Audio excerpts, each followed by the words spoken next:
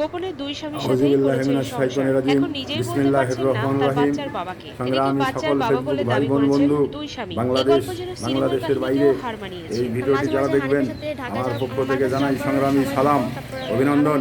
সংগ্রামী উপস্থিতি, বাংলাদেশে সারা বিশ্বে ইসলামের আইন অনুযায়ী একটা পুরুষ 4টা পর্যন্ত বিয়ে করতে পারবে, কিন্তু একটি মহিলা একের অধিক বিয়ে করতে পারবে না। কারণ আমরা যারা হানাফি মুজাফফরের লোক, তারা কিন্তু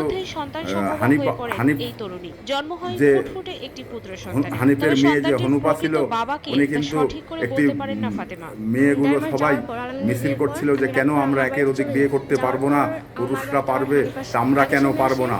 তো এবার বিচারের ক্ষেত্রে হনুপা কাউকে তালাক না দিয়ে দুই স্বামীর সাথে সম্পর্ক রেখে দীর্ঘদিন সংসার করে গেছেন ফাতেমা। একটি সালিশ করেছিল, তো সেই সালিশটি হলো এরকম, ফাতেমা ও বাচ্চার বাবাকে শনাক্ত করতে না পারায় বাচ্চাটির বাবার পরিচয় নিয়ে ধোঁয়াশা কয়েকটি মেয়েকে ঘরের ভিতরে ডেকে তাদের তনে থেকে দুধ বের করে এবার দুধগুলো এনে হনুপাকে দেওয়ার পরে প্রত্যেকটি মেয়েকে বলেছেন যে তোমরা তোমাদের কার কি রঙের দুধ বা কার কি রকম দুধ, সে দুধগুলো বেছে বের করে দাও। তো মহিলাগুলো ব্যর্থ হয়েছিল, কিন্তু দুধ তো দুধই একই রকম, তাহলে কারটা কোনটা কার কীভাবে, সেই জায়গাতে তো আসলেই নির্ণয় করার ক্ষমতা কারণ নেই। তো সেই জায়গাতে নির্ণয় করতে পারেনি। তো তারপরে তখন তারা কিন্তু বলেছিল যে আমরা নির্ণয় করতে পারিনি। তো তারপরের থেকে ওই হনুপা তখন বলেছিল যে না, একের অধিক মেয়েরে বিয়ে করতে পারবে না, কারণ সন্তান একের অধিক যখন বিয়ে করবে তখন কোনো সন্তানাদি হলে এই সন্তানটা কার এটা কিন্তু বলা যাবে না। তো সেই জায়গা থেকেই মেয়েদের একের অধিক বিয়ে করা নিষেধ, তাদের আইনে কিন্তু বৈধতা নাই।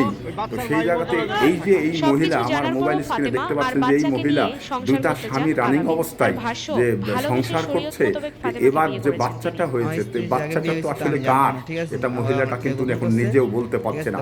তো এই এলাকার যারা নেতৃবৃন্দ আছেন, ওই এলাকার যারা বিচারক আছেন, তারা একটা এত বড় ইসলামিক অবমাননাকর ঘটনা ঘটিয়ে তারা এখন পর্যন্ত জীবিত অবস্থায় আছে।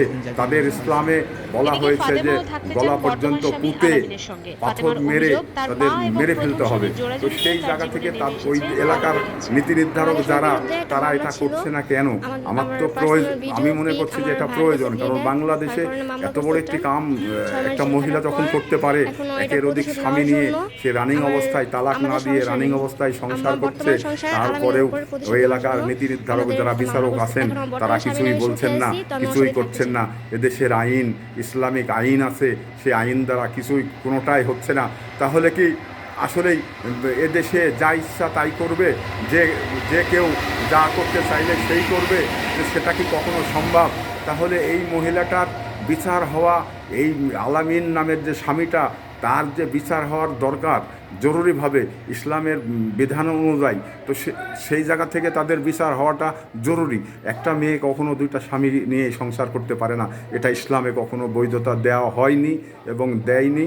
তো সেই আলোকেই তাদের শাস্তি, দৃষ্টান্তমূলক শাস্তি হওয়া উচিত। তাদের গলা পর্যন্ত পুঁতে মানে পাথর মেরে ফেলে একই কবরে তাদের পুঁতে ফেলতে হবে। সংগ্রামী উপস্থিতি, এই মহিলাটি আসলে সে মানুষ নাকি কোনো অন্য কিছু? যে মানুষ হলে মানুষের মতো, মানুষ কি এরকম ধরনের কাজ করে না? হয়তো তার দুটা স্বামীর প্রয়োজন আছে, কিন্তু একটি স্বামী তার পছন্দ হয়নি, সেই ক্ষেত্রে তাকে ইসলামের বিধান অনুযায়ী ডিভোর্স করে আরেকটা স্বামী সংসার করবে। কিন্তু দুইটা একই রানিং অবস্থায় রেখে তালাক না দিয়েই তারা কিভাবে সংসার করছে, এটা আমার বুঝে আসে না। তার দৃষ্টান্তমূলক শাস্তি হওয়া উচিত এবং শাস্তি দেওয়া উচিত। এই প্রত্যাশা ব্যক্ত করেই আমি বিদায় নিচ্ছি। আসসালামু আলাইকুম ওয়া রাহমাতুল্লাহি বারাকাতুহু।